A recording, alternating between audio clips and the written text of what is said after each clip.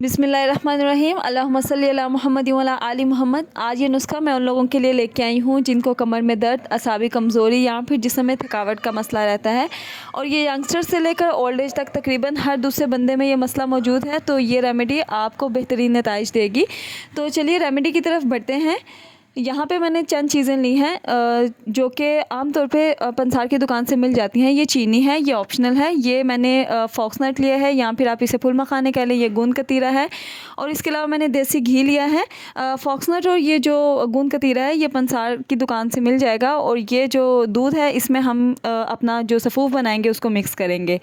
तो रेमेडी को स्टार्ट करते हैं। यहाँ पे मैंने फ्लेम ऑन कर लिया है और आप एक पैन लें। पैन के अंदर आप देसी घी डालें। देसी घी मैंने 1 टीस्पून लिया है।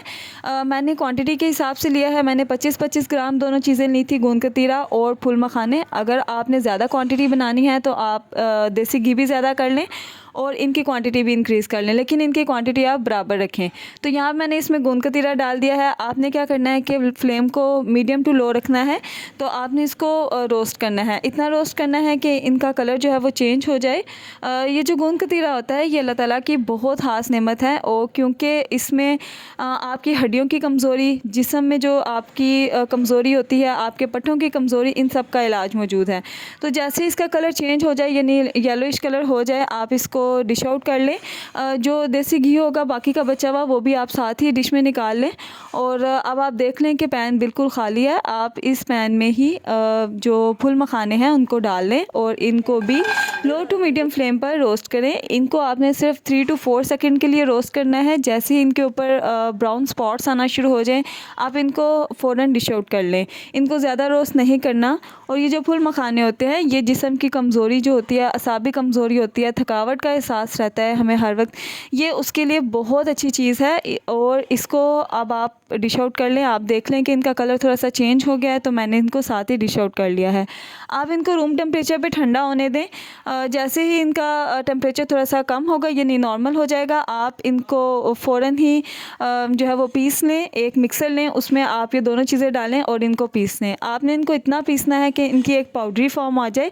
और क्योंकि जो पाउडर होता है वो दूध में ईज़िली मिक्स भी हो जाता है तो आप इनको सेव भी कर सकते हैं। यानी ये ख़राब होने वाली चीज़ बिल्कुल भी नहीं है। आप इनको 2 to 3 वीक्स के लिए ऑलमोस्ट आप इनको सेव कर सकते हैं।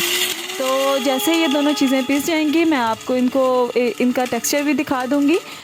तो ये जो हम सफ़ूफ तैयार करेंगे ये बहुत कह लें कि फ़ायदेमंद भी है। और दूसरा ये कि ये आप आसानी से घर में बना सकते हैं, ज़्यादा एक्सपेंसिव नहीं है।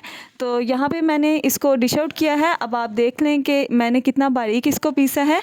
और इसको आप जैसे ही दूध में मिक्स करेंगे तो ये फूलना शुरू हो जाएगा। तो इसलिए एक टिप ये है कि आप जैसे इसको दूध में मिक्स करें आप फ़ौरन इसको पी लें, क्योंकि जितनी देर रखेंगे दूध जो है वो थिक होता जाएगा।